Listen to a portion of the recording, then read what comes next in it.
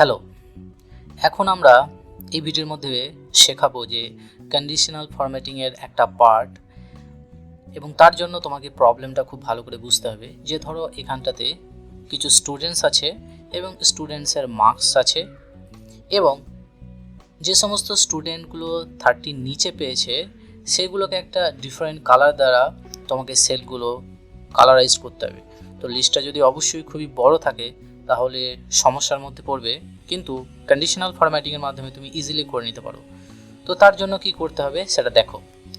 এখানটা ধরো এই রেঞ্জটা তুমি এইভাবে সিলেক্ট করতে পারো বা শর্টকাট কি এর মাধ্যমে করতে পারো। শর্টকাট কি এর মাধ্যমে কি করবে, কন্ট্রোল শিফট এবং ডাউন অ্যারো যদি প্রেস করো তাহলে এইভাবে অটোমেটিক্যালি এটা সিলেক্ট হয়ে যাবে যতদূর পর্যন্ত তোমার মার্কস থাকবে। এরপর তুমি কি করবে, এখানে দেখছো কন্ডিশনাল ফরম্যাটিং আছে, এখানে যাবে, এখানে নিউ রোল আছে, নিউ রোলে ক্লিক করবে। ক্লিক করার পরে এখন তুমি এই 2 নম্বর অপশনটা সিলেক্ট করবে। 2 নম্বর অপশনটা সিলেক্ট করলে এখানে দেখো ফরম্যাট অনলি সেল উইথ, এখানে বিভিন্ন টাইপের অপশন আছে। তো আমরা সেলের ভ্যালুর উপর কাজ করব, সেই জন্য এটা আমরা সেলের ভ্যালু রাখছি এবং আমার ভ্যালুটা বিটুইনের মধ্যে রাখতে যাচ্ছি।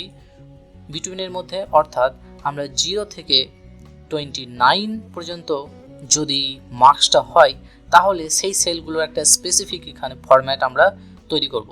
তো এখানে দেখো প্রিভিউ সেকশনে নো ফরম্যাট সেট এখানে লেখা আছে, তো এখানে ফরম্যাট বাটনের মাধ্যমে তুমি সেট করতে পারো। তো তার জন্য একটা আমি কালার সিলেক্ট করছি, সিলেক্ট করলাম এবং এখানে জাস্ট নর্মালি আমি ক্লিক করে দেবো ওকে। তুমি যদি আরও বর্ডার দিতে চাও বা অন্য ধরনের কোনো ফরম্যাট করতে চাও তাহলে এখান থেকে সেই সমস্ত ফরম্যাটগুলো করে নিতে পারো, বা যদি প্যাটার্নের কোনো স্টাইল দিতে চাও সেই স্টাইলটাও তুমি দিতে পারো। তো আমি এটা এখানে ফর আন্ডারস্ট্যান্ডিং নর্মাল রাখছি এবং রাখার পর এটাকে জাস্ট ক্লিক ওকে করে দিচ্ছি। এবং দেখো আমার প্রিভিউ সেকশনে আমি যেই ফরম্যাটটা এখন সেট করলাম সেটা চলে এসেছে। এরপর তোমাকে করতে হবে কি, ক্লিক ওকে, এবং ওকে করার সাথে সাথে দেখবে এখানে যে মার্কসগুলো আছে যেগুলো 0 to 29 মধ্যে আছে সেগুলো এই ফরম্যাটটা হয়ে যাবে। তো আমি জাস্ট ক্লিক করে দিলাম, দেখো এখানে চলে আসলো। অর্থাৎ 16, 20, 29 এবং 27 এই ভ্যালুগুলি কিন্তু 29 অর্থাৎ 30 নিচে আছে। তো এইভাবে তুমি সহজেই তোমার ফরম্যাট করে তুমি আইডেন্টিফাই করতে পারো যে পার্টিকুলার একটা নাম্বারের পিছনে কে কে আছে, কোন কোন স্টুডেন্টগুলো আছে, বা তুমি যদি পাস ফেল হিসাবেও এটাকে দেখাতে চাও তাহলে তুমি এটা করতে পারবে যে যে সমস্ত সেলগুলো এই ফরম্যাটে আছে বা এই কালারে আছে তারা ফেল করে গেছে।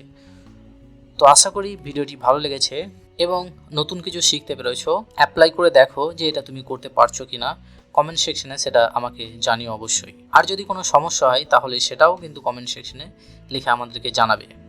Thank you. So I hope this is clear for you. So thank you, bye bye, see you again in the next video.